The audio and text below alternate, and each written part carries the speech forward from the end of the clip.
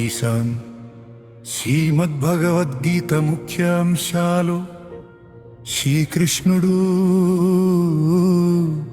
ఒక యోగేశ్వరుడు, సత్యం ఆత్మయే సత్యం.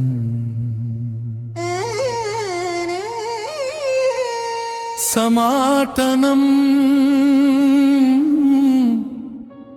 ఆత్మ సనాతనం, పరమాత్ముడు సనాతనం.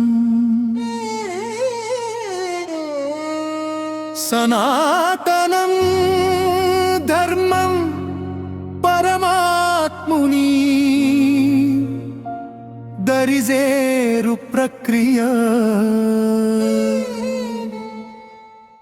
యుద్ధం దైవీయాసురీ గుణాల మధ్య సంఘర్షణయే.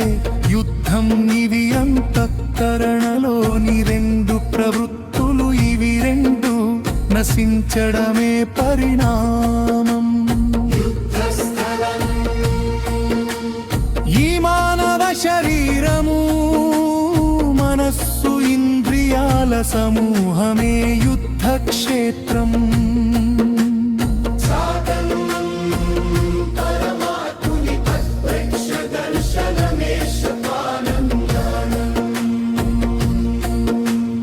యోగం సంసార సంయోగ వియోగాలతో రహితమైన వ్యక్త బ్రహ్మతో కలుపునదే యోగం.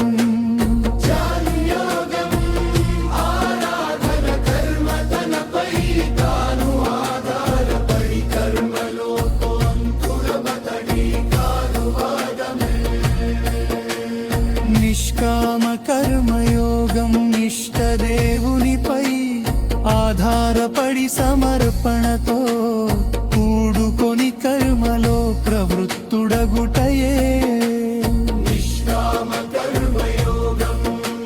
శ్రీకృష్ణుడు ఏ సత్యాన్ని చెప్పాడు?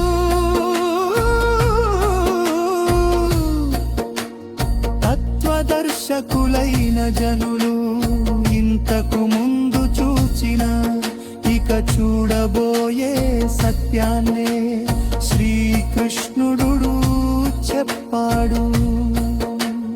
యజ్ఞం సాధన యొక్క విశిష్ట విధానం పేరే యజ్ఞం. కర్మయజ్ఞానికి కార్యరూపం ఇవ్వడమే కర్మ.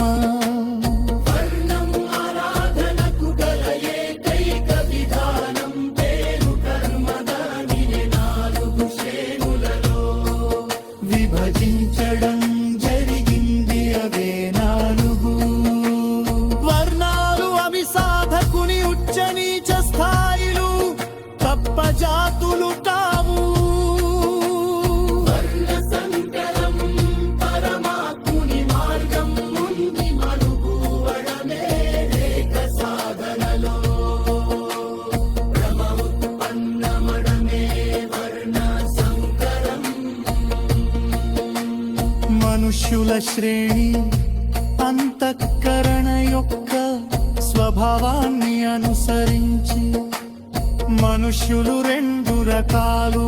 ఒకటి దేవతల వంటి వారు, రెండు అసురుల వంటి వారు. ఇవే మనుష్యులలో గల రెండు జాతులు. ఇవి స్వభావం ద్వారా నిర్ధారితమవుతాయి, మరియు ఈ స్వభావం పెరుగుతూ తరుగుతూ ఉంటుంది. దేవతలు హృదయ దేశంలో పరమదేవుని యొక్క దైవత్వాన్ని ఆర్జించి పెట్టే గుణముల సమూహము బాయి. దేవతల పూజ మూది బుద్ధి యొక్క పరిణామం. అవతారం వ్యక్తి యొక్క హృదయంలో జరుగుతుంది, బయట కాదు. విరాట్ దర్శనం యోగి హృదయంలో ఈశ్వరుని ద్వారా ఇవ్వబడిన అనుభూతి భగవాను. సాధకునిలో దృష్టిగా నిలబడినప్పుడు మాత్రమే భగవానుడు కనిపిస్తాడు.